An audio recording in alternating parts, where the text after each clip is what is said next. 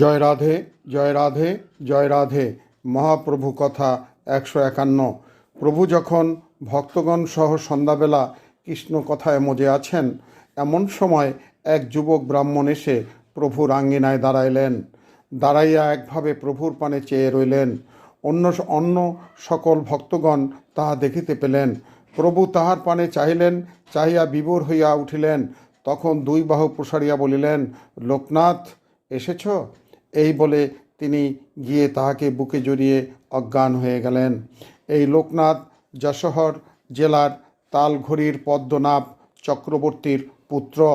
এই লোকনাথ নদে প্রভুর অবতারের কথা শুনিয়াই না দেখিয়া প্রভুর কাছে নিজেকে আত্মসমর্পণ করিয়াছেন।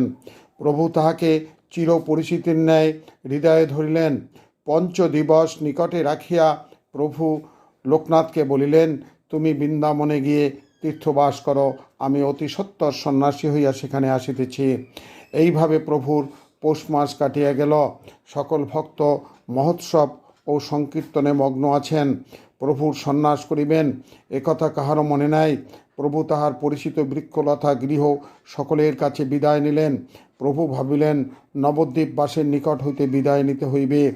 ভগবান শ্রীকৃষ্ণ যখন বৃন্দাবনে গাভীগণকে ছাড়িয়া দিতেন এবং তাহারা বিভিন্ন দিকে চলিয়া যেতেন, তখন বংশীধ্বনি করিতেন, গাভী সকল দৌড়িয়া তাহার কাছে আসিতেন।